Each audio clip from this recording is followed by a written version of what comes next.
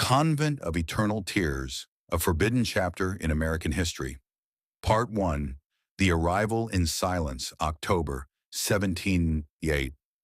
The wind howled through the trees of coastal Maine, and the fog rolled in thick from the Atlantic.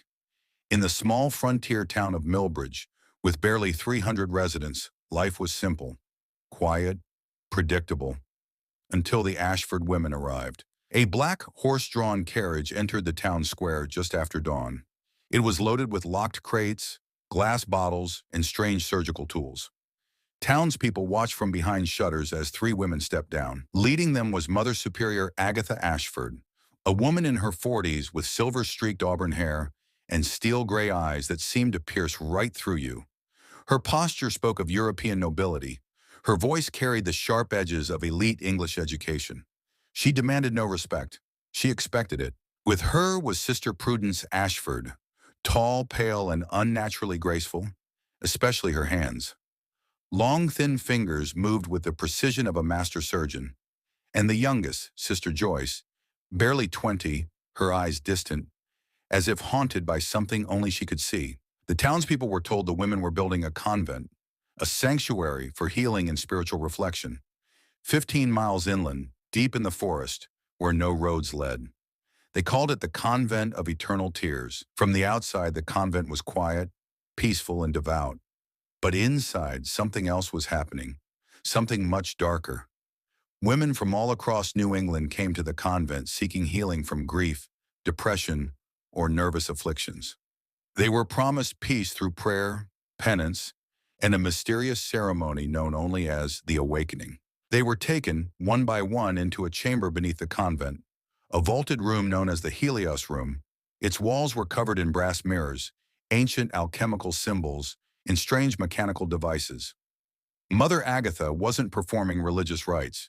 She was conducting experiments. Experiments on the human mind. Suffering reveals truth, she would whisper. Truth sets the soul free. Under the guise of spiritual exercises, women were subjected to sensory deprivation, sleep interruption, hypnotic chants, and something more terrifying, a device known as the mind glass, an array of angled mirrors and light designed to disassociate memory from identity. Some women emerged from these sessions completely transformed. They no longer answered to their own names. They didn't remember who they were.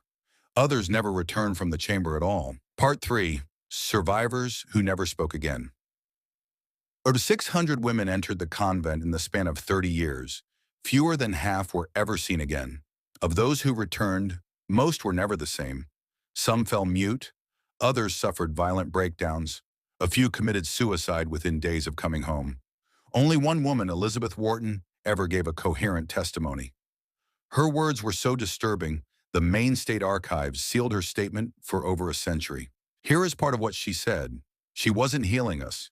She was unraveling us, breaking us into pieces to see what came out. We were not souls to her. We were instruments.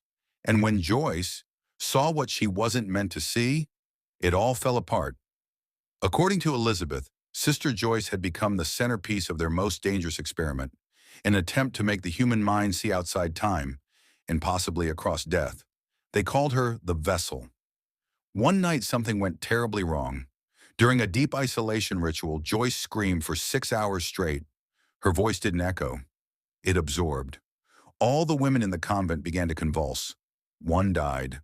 The others changed. That night, the convent burned. Only Elizabeth made it out.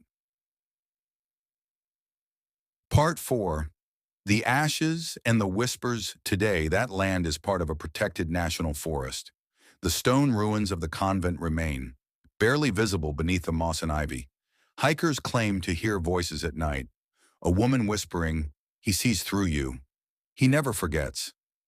Some have found fragments of old medical tools, pages of scorched prayer books, and broken mirrors buried just beneath the forest floor. In 2021, a document leaked from an estate sale in Boston, blueprints matching Elizabeth's descriptions of the mind glass. Scholars now believe the Ashford women weren't just mystics. They may have been pioneers in early neuroscience, using trauma to fracture consciousness and study its rebuilding. But no one knows where the original machine is. Some believe it was destroyed. Others believe it's still being used. The ending, a warning or invitation. This story isn't about religion. It isn't even about madness. It's about the hunger for forbidden knowledge and the price it demands. The Convent of Eternal Tears was never sanctified. It was never recognized by any church. It existed outside the eyes of God, and maybe within the eyes of something else. Are you brave enough to keep listening? Hit that subscribe button if you want us to uncover more dark secrets buried in America's forgotten past. Tell us in the comments, what state are you listening from? And have you heard the whispers in your woods?